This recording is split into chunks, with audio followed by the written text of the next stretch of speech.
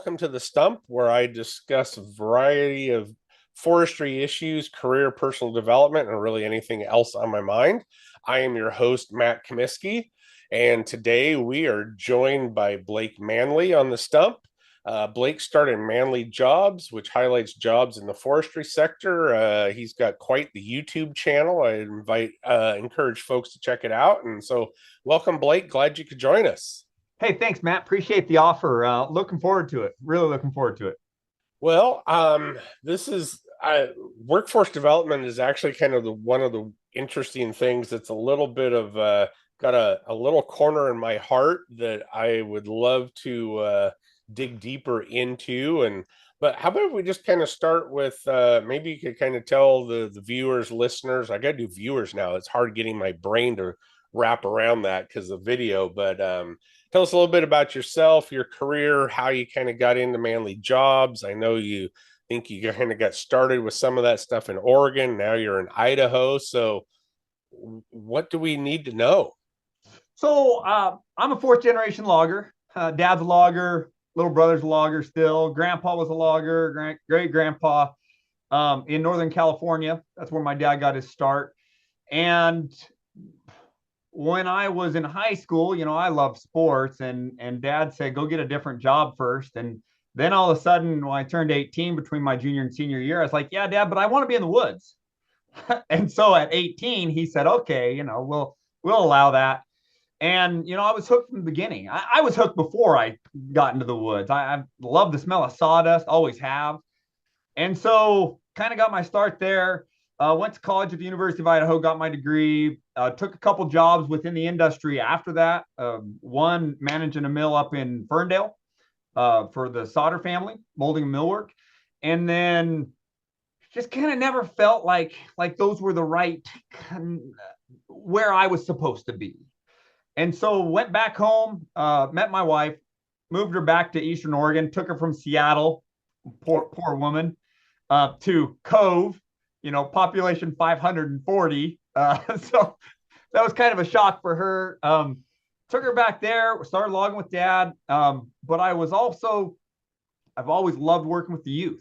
I still love working with the youth. And, I think it takes a special person to do that today, because it's not easy. Kind of like being a logger. Logger's not easy either.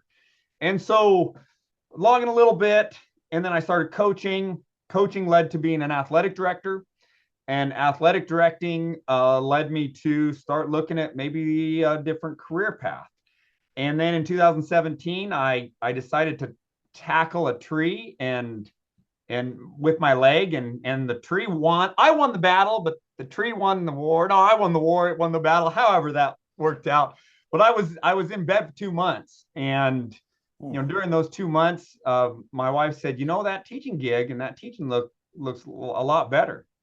So I applied for a job in Sweet Home, Oregon, to create a forestry program within their high school. Not part of Ag Ed, but this was separate. This is part of Future Natural Resource Leaders. And they had a club that met after school, 15, 18 kids at a time, which was great. They had a lot of fun. Kids were going into the industry in some capacity out of that club, 2, 3, 5 a year, something like that. So they were doing good things before I got there. And then when I got there, we kind of started more of the classroom portion of stuff. Yes, hands-on. They had a little sawmill. We bought another one. We had stuff in place that was already there, but we took it and we just jacked everything up. And instead of it being 15 or 20, it was 50 to 75 that first year that were interested. They shoved more in because there was openings, right? But there was 50, 60, 70 that were interested. Fast forward to 2023, my last year there, and we had 500 kids sign up for 240 seats. So the interest level grew. The interest level was there. They just didn't know it, right? And because industry was involved, I'm a crazy go-getter, and kids attached to that. And Sweet Home's in the breadbasket of forestry in Oregon. They're tucked in the foothills of the Cascades, and kids are a bunch of rednecks like this guy was, and they want to be in the woods. They want to learn that stuff. So once we connected all those dots, all of a sudden you have a blooming program. So then in 2023, it wasn't enough to be at one school. Not that I didn't like it, I loved it, but an opportunity came about to move to Idaho and start creating what we created in Oregon and in Sweet Home in the whole state of Idaho. And so then for the last 18 months, I've been doing that. I've been trying to create kind of that model, Idahoize it, but create it here. And it's been a lot of challenge, a lot of fun also. Yeah, no, that's actually pretty cool. And interesting that I always find it interesting to really kind of get a little bit of feel for how people ended up where they did because I don't know about kids that, I've got one that's 19, another that's 20, 21, 20, I guess 22. It's bad that I'm stumbling at that, but it's been a long week. So hopefully folks will give me a little grace for that. But, you know, I still feel like when I came out of high school and stuff, there's always this kind of belief that there was kind of this path and you went down the path and you never really varied from that path through the career. And I mean, I'm a inner city of Seattle kid that somehow ended up in Chehalis, Washington, as with a forest engineering degree, working in the industry now, doing forest policy and working kind of behind the scenes on some workforce development stuff. So definitely not a straight path, and I think that's something I think a lot of kids need to hear and understand that you know go learn, go experience life, get out there, but it's not going to be a straight path to wherever you're headed. So I think there's fewer and fewer, Matt, fewer and fewer people that get out of high school, take a job, and they're there for 40 years. right. And I'm not saying that's a bad thing, but the reality of 2025 is that's not a typical reality. I think my path of always in the industry, but never like the same. I worked at the same sawmill for 40 years. That's just, I think that's getting to be a regular. Yeah, well, and I think even for me, I kind of came out of college thinking, well, I'm always going to be a forest engineer. Well, I still today put my forest engineering skills to work in my work, but uh, most engineers wouldn't dream of doing the type of stuff that I'm doing now, which is, getting out and talking to people and still trying to figure out how things work, just maybe not the how gears and all that stuff go together. So, Yeah. so I mean, so you got started at Sweet Home with the school district and all that. How'd you kind of evolve into the Manley Jobs part of it? Because I mean, that's I my father-in-law is a school teacher, has been for a long time, but now retired. But I don't really Manley Jobs is kind of a little separate, different direction than being a school teacher, I guess. Yeah, so always had an idea of wanting to do a video series in some capacity where I follow around a professional and then have them kind of do a do a career look at their job, right? A job shadow. Do a job shadow with them, put it on video and be able to get it to people, right? And so then I always had this idea of, well, my last name's Manley, how great is that? And can I use that? Can I spin that, right? So in 2020, opportunity knocked. One of those, given lemonade or lemons, make some lemonade, right? So COVID hit, and in Oregon, well, everywhere that first spring, everyone was kind of like, ooh, pivot. How do we do what we need to do? We made it up and did as best we could. But over the summer, I kept saying, need to do something else. If we're not able to in Oregon, if we're not able to have kids in class, I still need to be able to do those field trips because that's what was getting kids interested. Was we'd go to the sawmill twice a year. We'd go to the fish hatchery. We'd go to the park, and the park was big, huge trees and measure and do forester stuff at the. We'd run chainsaws at the school. Can't do that from a computer. Hey guys, here on a computer. Good luck. You can't. I did see one metal shop teacher that was taking string cheese and they were making beads with string cheese and then putting stuff together and, making things. Mm-hmm. And he was saying, okay, if you run your string cheese, the right way, it'll look like a bead will look if you're slow and tight. I was like, hey, that's genius. Like, but I can't figure out how to do that in forestry. Right. Yeah. That's So I ran by the idea by a couple guys, and I called an old friend of mine, Kyle Jones, Jones Sport Fishing, out of here in Idaho, actually. And I said, Kyle, I got this crazy idea. I actually called his wife, Danny, and I said, Danny, I got this crazy idea. Run it by Kyle. And I said, what if I jumped on the boat while you're in Astoria, and we'll just film with our cell phones. We'll throw it together, and then we'll send this out when we're doing this distance learning stuff that we're going to have to do. Danny was like, we're all in. I was like, perfect. So I grabbed the metal shop teacher, Austin, and we went up to Astoria, filmed the first Manley Jobs. Sea lion stole my fish, you know, which is great because you can talk about it all you want, but we're filming it while I've got my fish on, and here comes the sea lion, and there goes my fish, right? And so you got to see the job, right? And it was entertaining and fun, and super appreciate the Joneses for kind of taking that stab. We took it to a guy, Ramil Malabago, and he was a video editor for the school. And he was doing one-on-one special ed stuff, but he was a video editor. And so we didn't have the one-on-one stuff because we didn't have the students. So he was still employed, and he said, well, I can do that. And so we gave it to him. He put it together, really nice. And you can tell it's really simple, but it's nice. So then I said, hey, can we do another one to the school? I said, hey, there's a guy logging just down the road. Can we just go down the road and do another one? And they, yeah, go for it. Make sure you're doing your distance learning stuff too. I'm like, yeah, we're doing it, but this is part of it, right? This is like a field trip, which would we doing? And then one turned into three, turned into five. And then the Oregon Logging Conference saw it, and they're like, hey, would you do two for us? Because we're going to be distance. We're not going to be able to do our student day. So do two for us that we'll send out. And those two became 2, 4, and 8, and 20. And then all of a sudden 2021 rolls around, and it's the fall, and we're back with students.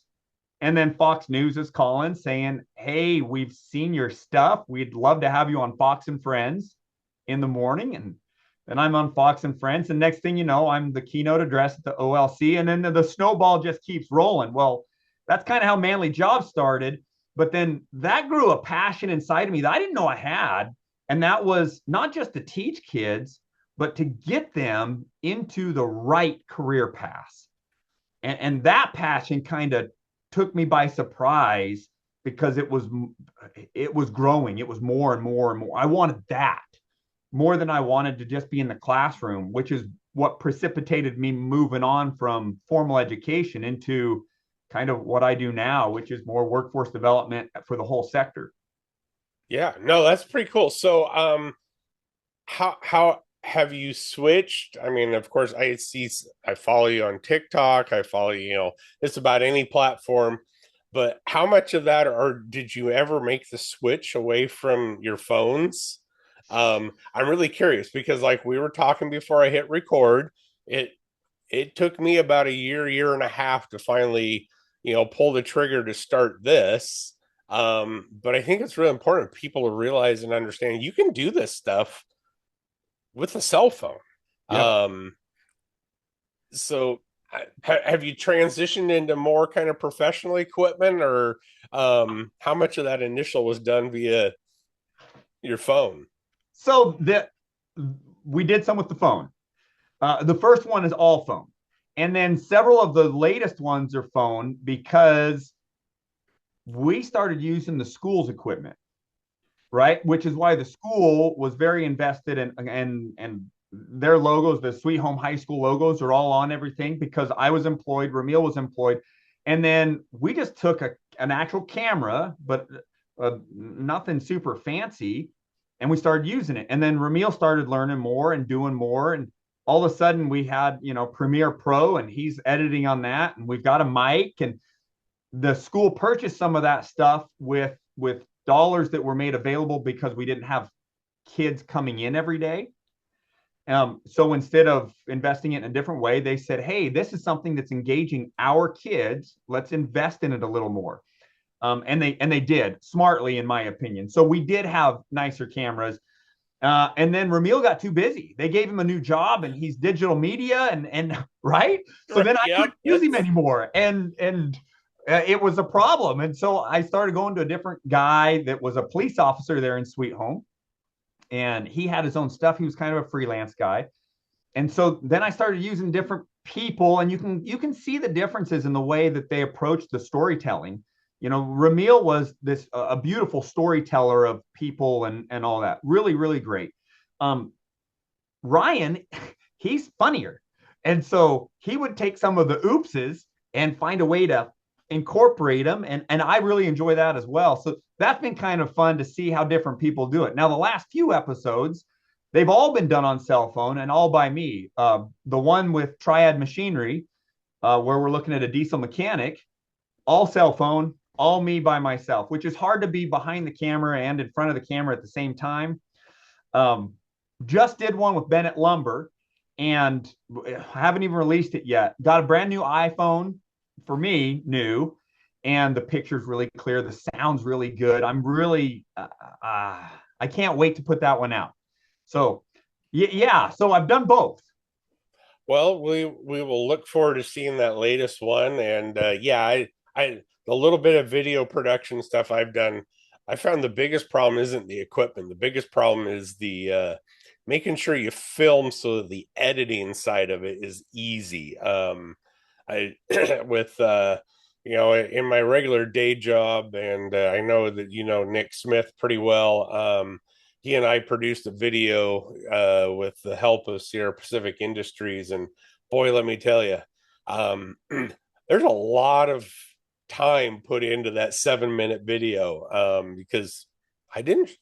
The video looks great, but I didn't know how to shoot the video to make the editing look easy. So, but even that one, most of it's done on an iPhone. Had other fancy equipment, but most of it's done there. So, Yep. so what have you seen has kind of been the biggest challenge in your doing manly jobs and kind of as you're evolving here into wherever you're headed next?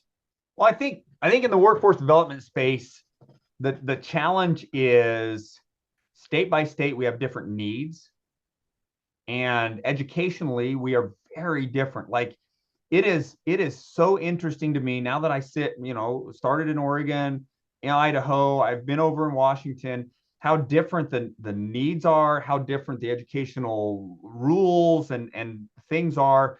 So being able to attach the reason we do it with the best audience and the best way of that's been challenging, and that goes well beyond the video making. That goes into curriculum and into how we get into classrooms, how we get industry into classrooms. Hell, that's hard in some states, Yeah, and in some areas. So Washington, for example, it's a lot harder to get an industry guy in Seattle area public school than it is in Colfax or Colville. right. Call Boggin Brothers up, and they're like, "All right, we'll be in Colville tomorrow." And Colville school is like, "Yeah, come on in." Other schools just aren't that way, and that's okay. But it adds that challenge of breaking the barriers between industry and our young people today. And I think in workforce development, that's one of the hardest things. The young people today, that if it's not on this guy right here, my cell phone, if it's not on my cell phone, if they can't swipe and find it, they don't know how to get there. And our industry, except for some of the larger lumber manufacturing types, our industry is really not on a cell phone. We're not in social media as much as we should be. A lot of times people get into being a forester or in the industry as a whole because they don't want to deal with people. They don't want to be Yep. on TV, right? And, Exactly. There's and a lot to be said to wandering around the woods and cruising timber and laying out roads and all that kind of stuff. At best, you may have your dog or maybe one or two other foresters working with you, but you don't have to deal with hundreds of people and all that fun stuff. Hey, cutting logs, Matt, cutting logs. I used to love to be able to, if I had a lot on my mind, right? Especially when I was athletic director and cutting logs at the same time, right? A lot on my mind. I start cutting logs, done. That's all I'm thinking about. Yes, it's a hard job, physically demanding. Yes, you better be on top of your game. It's not like you're checking out, but all the rest of that noise, right? There's no noise. You know, Yep. you're right there doing the job, cutting logs. It's great. I miss that sometimes. And I think a lot of loggers and foresters, they get into this because they like that. You know, they like being in that solitude. They like being able to check out from the noise of the world into, I'm in the woods. I turn off the saw. Wow, right? Oh yeah, I mean, being a forest engineer and a forester, never really got into the logging side of it other than being around it and figuring out, I learned from a lot of high school dropouts, how to set up harvesting units and do all the other things that need to be done to get, logs off the hillside. But, I that is some of actually, I'd say probably my favorite memories being in the woods, oftentimes actually cutting firewood, just that chainsaw running, the smell of it. And even though you got the chainsaw noise, you're right, you get so focused that it's almost like meditation. Now it's my driving, I call it my windshield time. But it is that time to kind of clear your head, even though you're maybe focused on making sure that saw doesn't kick back and you get to take a trip to the emergency room. um, but at the same time, there is kind of a meditative aspect to it. So Yeah. no, I think you're right, and I think that's probably one of the reasons why maybe we as an industry aren't maybe the best at reaching out, particularly to a lot of our more urban kids who may be looking for paths to go in their careers that aren't working in a downtown big city, that kind of stuff. So Yeah, um absolutely. Absolutely. yeah. 100%. So since you've done this in a few other states, I'm actually going to go kind of off script here and ask you a question. I kind of started to get pulled into workforce development, that kind of stuff, back around the COVID pandemic and some funding that occurred in the state of Washington.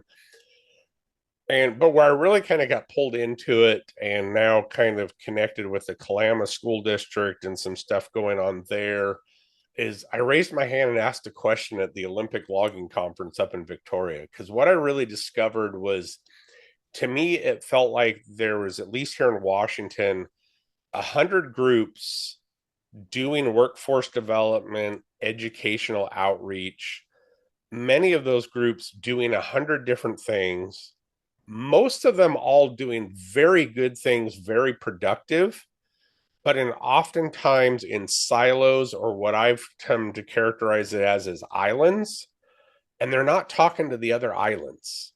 And I'm seeing duplication. And so I really kind of, in fact, I've got a presentation I've given a couple times now to different groups of that we really need to work on building the bridges between all those islands. Doesn't mean we have to get rid of, change, or whatever, but you know, you're right. You highlighted there's differences in Idaho versus Washington in the education systems, but at the same time, in my mind, because the industry is the way the industry is, we have to leverage what resources we have to do that outreach.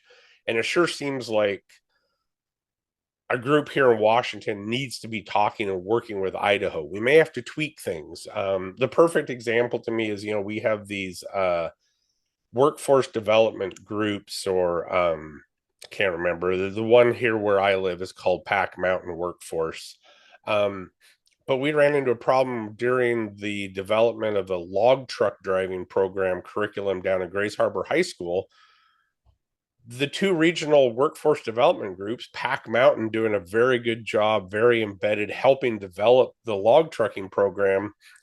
The very group, almost quite literally across the river on the Olympic Peninsula, wasn't connected or talking to them. And I guess I'm wondering, how much do you see that happening in other states? Am I Two, on to something, or am I just crazy? too damned often. You're not missing nothing, Matt. You're 100% on that. It drives me completely up the wall. I look at this like I look at the way agriculture education is being done, right? Ag ed, FFA model, right? That's not happening, right? They talk to each other across state lines, across districts, right? They have all kinds of different leadership groups and district events and statewide events and regional events and held the national convention, right? They have all that in ag ed, and what has done the agriculture, what has that precipitated in the agriculture industry? A bridge across all different things, right? Whereas in forestry or natural resource education, we don't have that. And it drives me completely up the wall. Now, for example, there's a really great example of this. The Future Natural Resource Leaders, FNRL.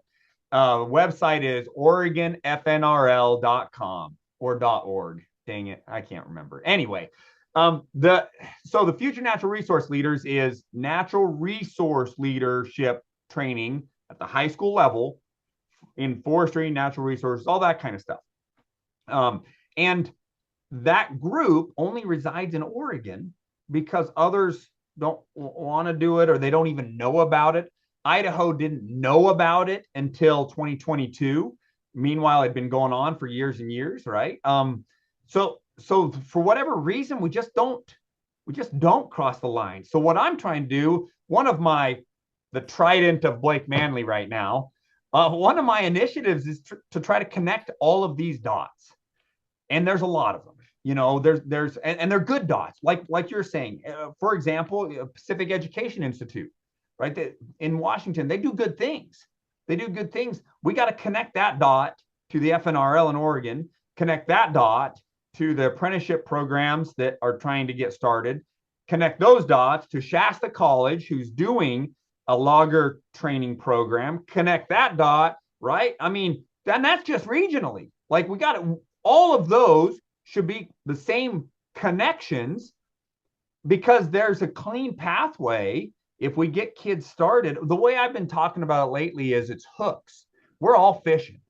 We start fishing for kids in 3rd and 4th grade, right? We're fishing and right? We throw out a lot of hooks. Hook after hook after hook, right? Some of them hook, but if we don't have a good tight line all the way to the boat, we lose the fish. And in our industry, right, especially in the workforce development piece, several of those organizations, they're either the hooks or they're the line or maybe they're the boat, right? But we don't have this good clean path all the way to the boat, right? And so I believe 100% what you're saying.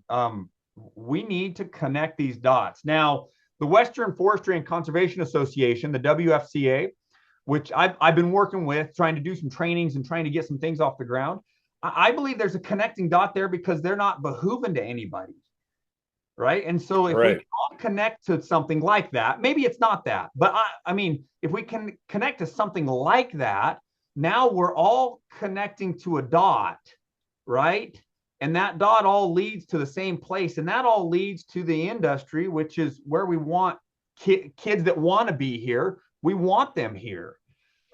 One of the coolest things, Matt, was when I was down at Shasta, I toured what they do at the Heavy Equipment Logging Operators Program. I toured that in April, late April, 1st of May. And the students that were there at that time, there were several from downtown San Jose, from downtown Oakland, from these big, huge city centers that they knew about logging, but they didn't know how to get there. But because there was a program in the state, they were able to access that program, learn, and now they're in the industry.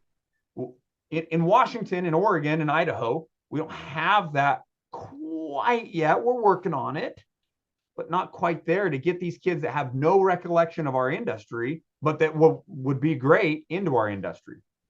Yeah, no, I think you're definitely onto something, and I think that's something I've kind of thought about is who is or who could be kind of, I guess, that clearinghouse, because I know Centralia College here, not far from where I live, has a mobile trailer, and they've got a logging simulator. Well, I toured that, I don't know, 4 years ago now. It feels like forever ago. Um, Put it up on social media, and instantly I had inquiries from Idaho and Montana. Hey, cool. What are you guys doing there? We actually kind of have a similar thing, but we don't have the trailer. How is all that working? And, it was just purely, be honest with you, kind of dumb luck that I posted it. The algorithm picked it up enough that a couple of my friends in other states saw it and started asking questions. So I think you're right. And that is interesting with the idea of putting the Western Fort. I can never remember their name, but WFCA. But them serving as kind of maybe that role of the clearinghouse or the connector. I really do like that idea. So and just with your simulator thing now, hey, people don't know it, but now Shasta College has a whole bunch of trucking simulators and different stuff. The University of Idaho and Ryer Becker, he's got a simulator trailer, building a second one that's going to have he'll have 6 simulators on wheels that'll go all over the place. Flathead Valley Community College has a simulator now. Your simulator there. Oregon State University has a whole simulator lab, mm-hmm. right? I mean, so but people don't know that, and those should all be connected, and the whole gamut of educators and people that are trying to get people jobs should all know about those things and where they're at and all that, so that we can use them. I Yeah, agree with no, you I 100%. yeah, no, I love it. I mean, I even uh Sean Keogh, when she was still at Idaho Loggers, put me on to a group down in the South, and they've actually got big corporate equipment manufacturer sponsorship. They've got a trailer that rivals, a NASCAR uh, travel trailer that goes around doing stuff. And they're set up. Not only can they do the simulators, but they've got stuff to expose kids to hydraulics and all welding, the whole 9 yards. So no, I think that's we're going to have another conversation at some point in the future on this part of it, because I really do like that idea. Yep. Um, so I guess I mean, I think we kind of touched a little bit on some things that the forestry and logging sector needs to do to kind of connect better programs and stuff.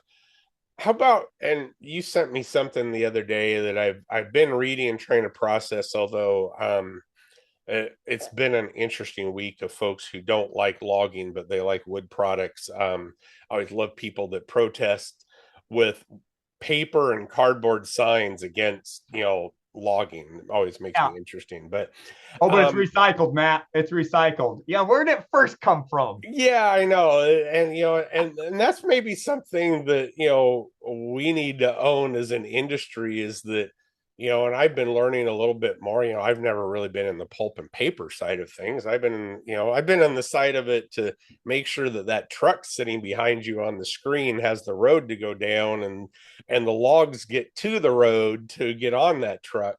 But just the fact that, yeah, recycled paper products still need a certain amount of virgin first generation fiber.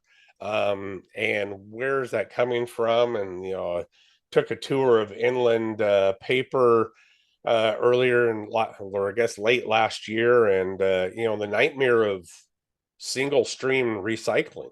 There's a whole gob of things behind the scenes that I think, if the larger population understood the headaches. I've got a friend in Seattle always describes their recycling program as great concept, horrible execution. Um, so, but what do you think about this narrative that unfortunately still kind of seems to exist, that college is not only the best path for kids after high school, but maybe the only path? Um, and I know that there's kind of an effort among a variety of different folks to change that narrative, but it still seems like it's a very strong narrative. Absolutely. People still talk about, hey, I'm saving for my kids' college education, right? And which I'm not saying that I'm against college, obviously, not against college. but there is different paths.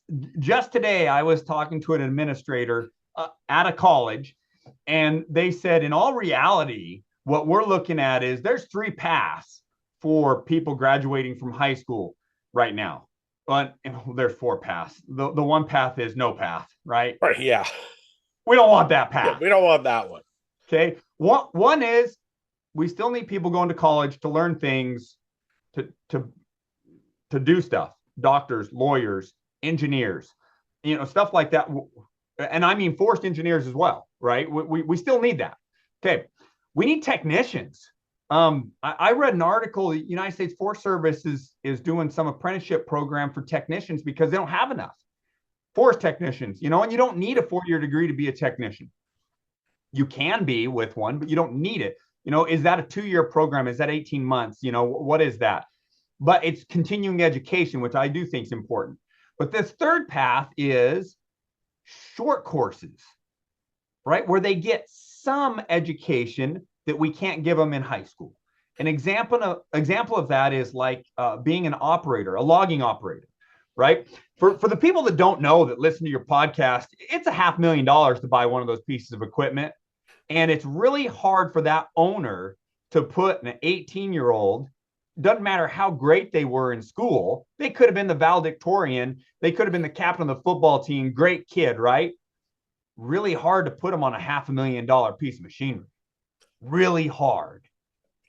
Yeah, and not to interrupt your train of thought there, but for those that don't know, you're not necessarily paying cash for that $500,000 piece of equipment, and that's not the only $500,000 piece of equipment sitting there.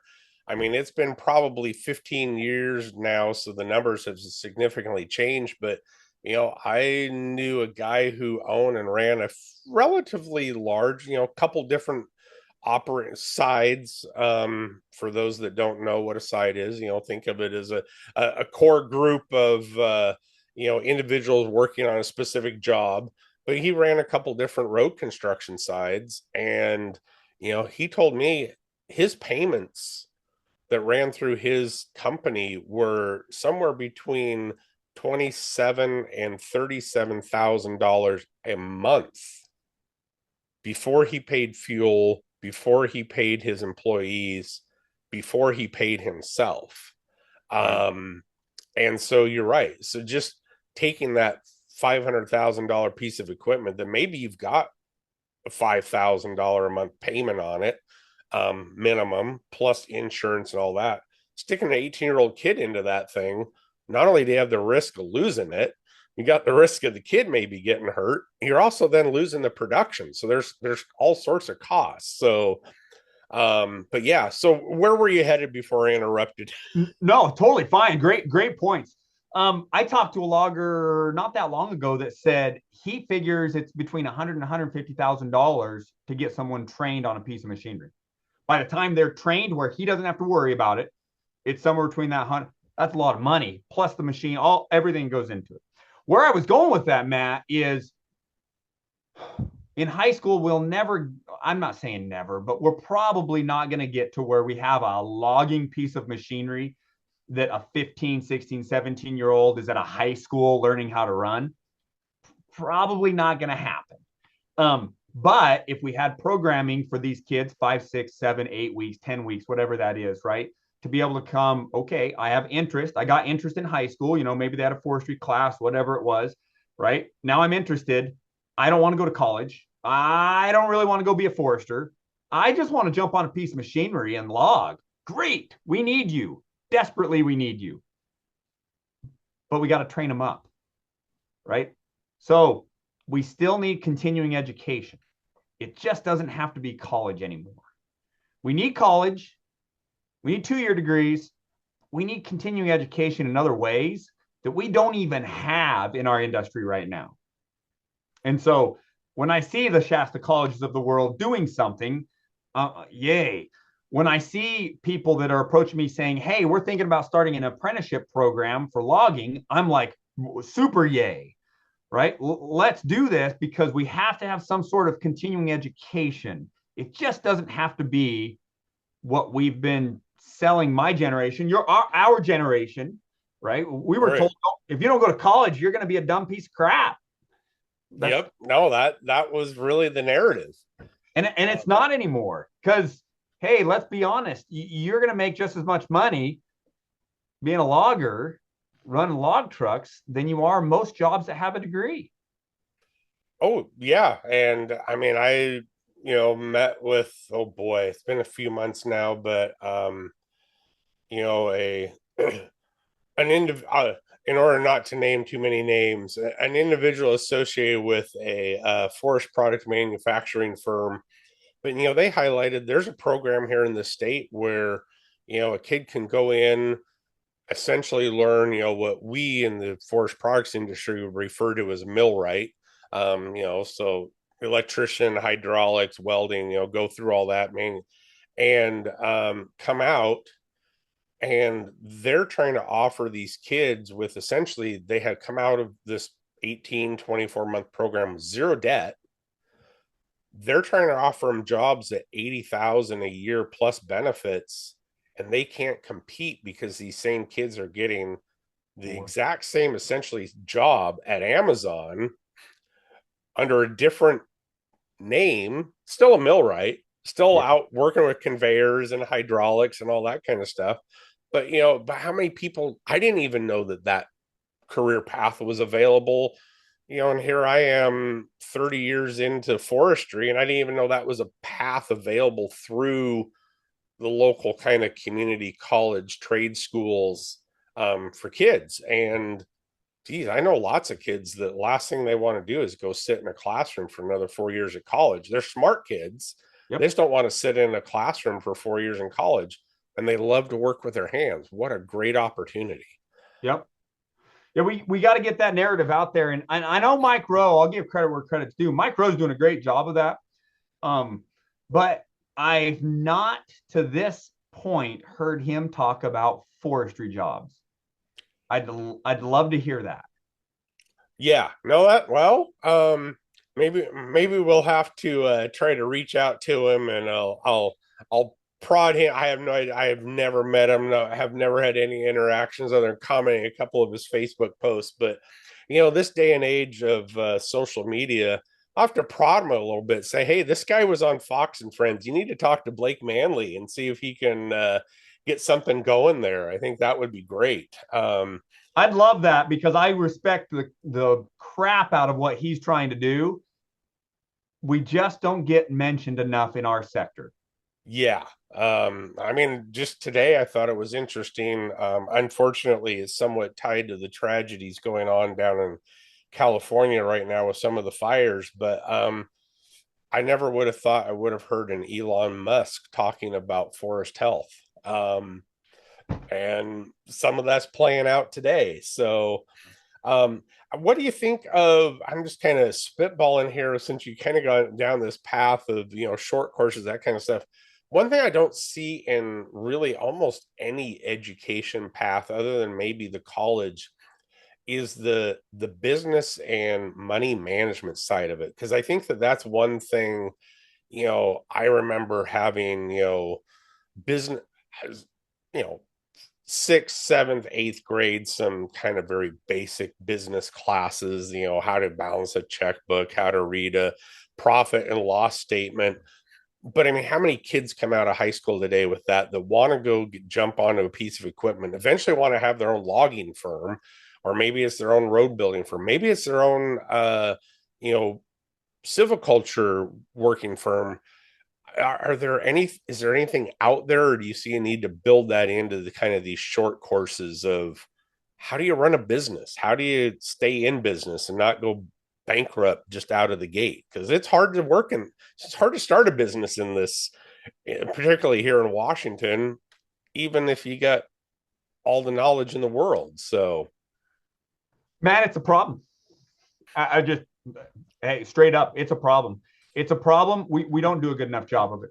We high school level. Now I know there's some states that I've worked with that said, oh yeah, that's a state requirement for a half a year. It wasn't in Oregon. And it's not to bag on anybody, but that here's my controversial statement of the day, right? Uh, I see I'm more waiting. value. I see more value in business math than I do in algebra 2 at the high school level. Significantly more.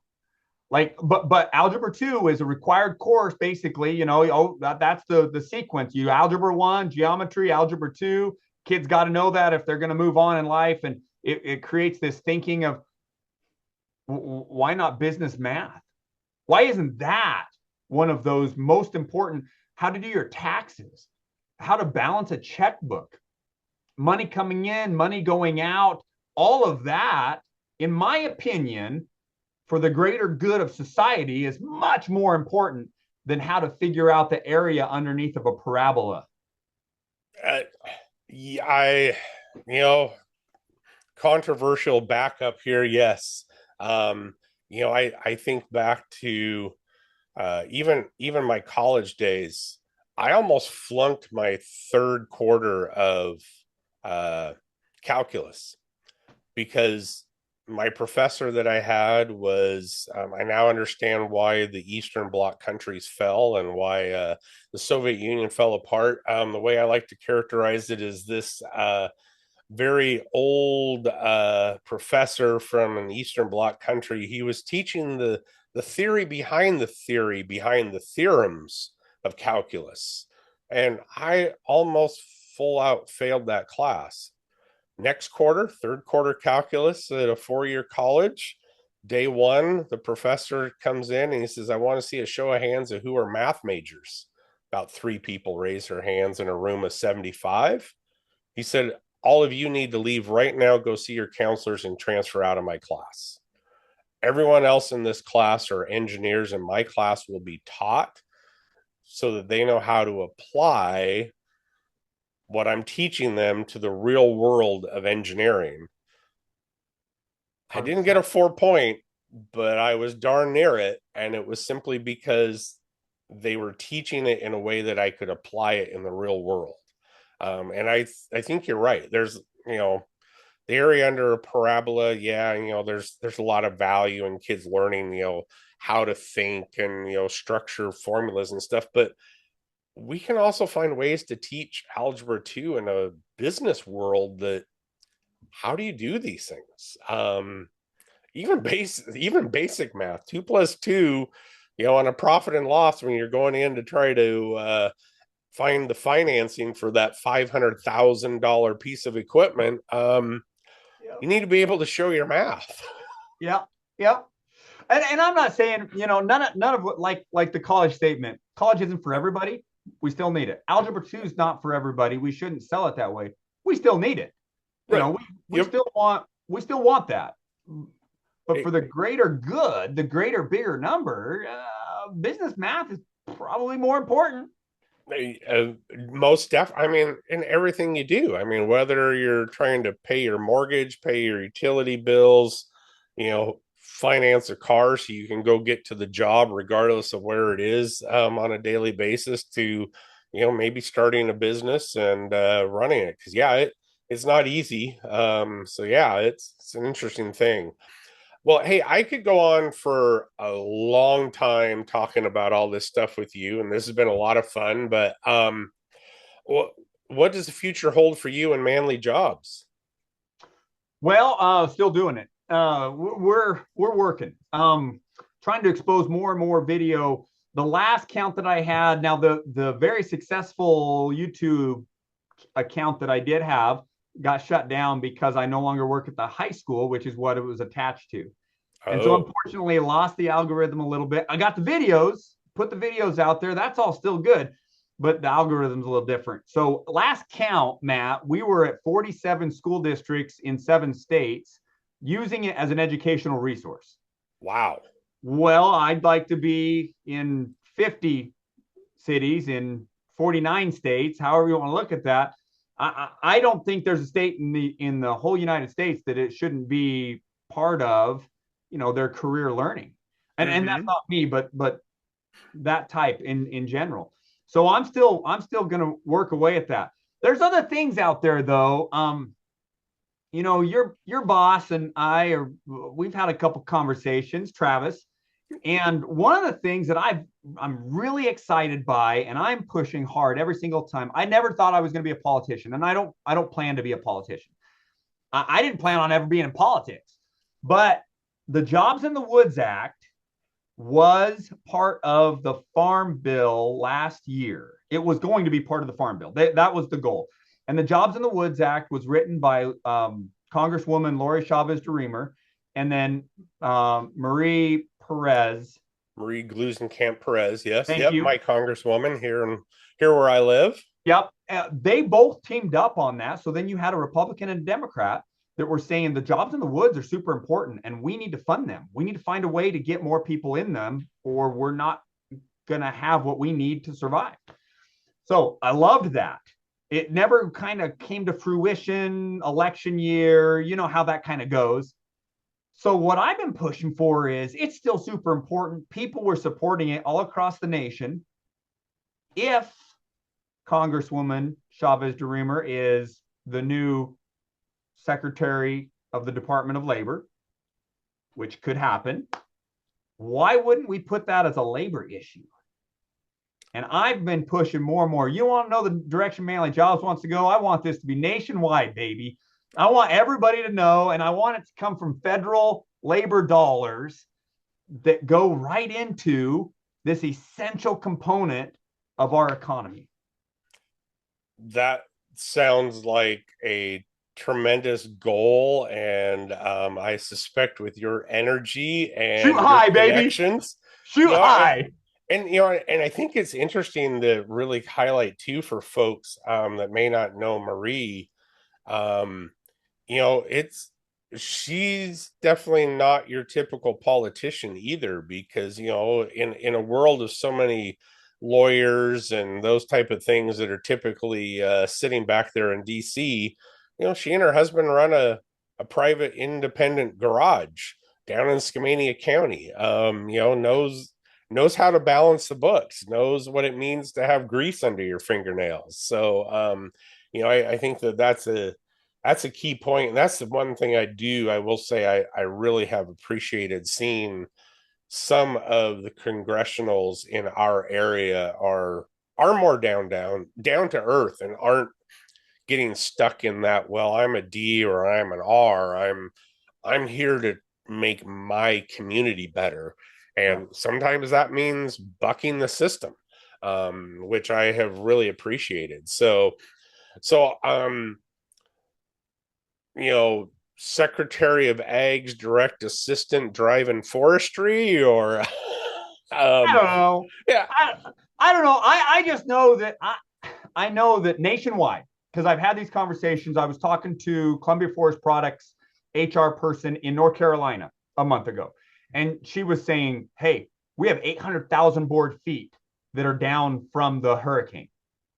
800,000 board feet sitting on the ground right now that is fallen over, and we can't get it to the mill. We can't even cut it all up because we don't have the workforce to do it. Yep. Holy cow. Oh yeah, no, you're right. So obviously, Manley Jobs on YouTube. Yep. Follow me on Instagram, Manley Jobs on Instagram. Yep. And TikTok. That's one thing that I will say our industry is, in my opinion, being very slow to adopt. It is, there are some challenging aspects. My daughter is helping me grow. I've got a couple different TikTok channels that I've been playing with and exploring, trying to grow, but definitely TikTok, Instagram, YouTube, manlyjobs.com. manlyjobs.com. And is that the best way for folks to if they want to learn more about how they can help spread the word, is that the best way to get a hold of you? And yep, please do. All righty. Well, hey, I don't want to take up all your evening.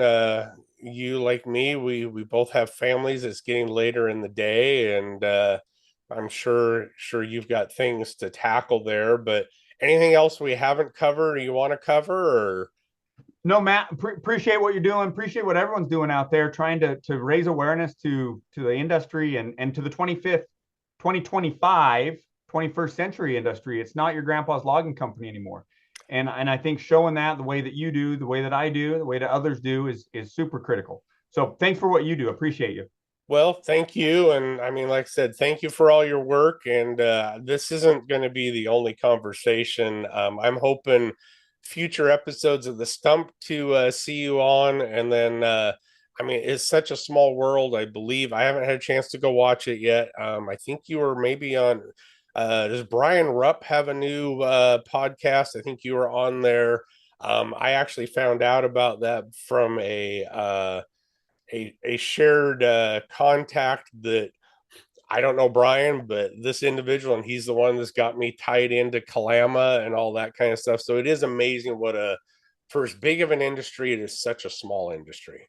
Yep. And well connected. So, well, hey, thank you for joining me, and look forward to future conversations, and good luck in all your endeavors. Hey, thank you, Matt.